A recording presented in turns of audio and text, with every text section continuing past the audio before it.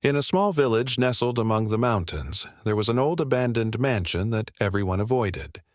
Though the house was in ruins, its walls still stood tall, and in one of its rooms was a massive, ancient mirror, shrouded in a heavy, dark cloth. Rumor had it that the mirror wasn't ordinary. It captured more than just the reflection of anyone who dared to gaze into it. The story of the mirror had been passed down for generations. According to the village elders, it once belonged to a woman named Isadora, renowned in her time as a medium. During her seances, she used the mirror to communicate with the dead. But one fateful night, something went horribly wrong. A group of attendees claimed the candle flames suddenly extinguished, and the mirror began to emit a strange noise, like a distant whisper. When the lights returned, Isadora stood frozen before the mirror, her eyes hollow and her face twisted in an expression of pure terror. She never spoke again. From that night on, the mirror was left in the house, gathering dust and fueling dark legends. They said that anyone bold enough to uncover the cloth and look into it would hear their own thoughts, but twisted, as if someone else were inside their mind. Some even swore that the reflections didn't mimic the movements of the viewers.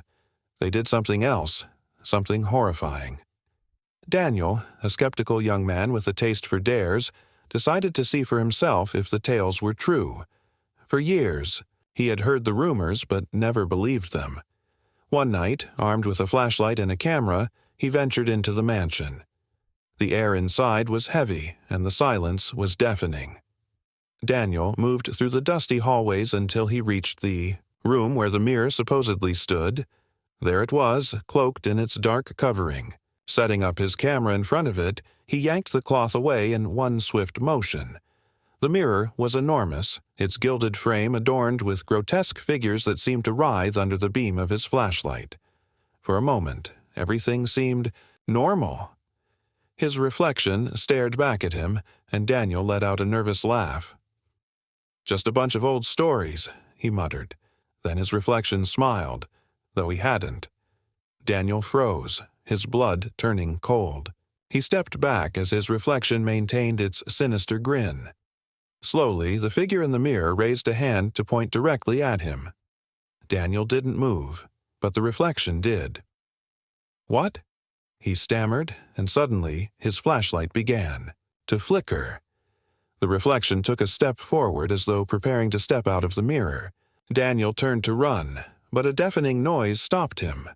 A scream, echoing from everywhere and nowhere, reverberating deep inside his own head. The next morning, villagers found the mansion empty. The mirror, however, was once again draped in its dark cloth.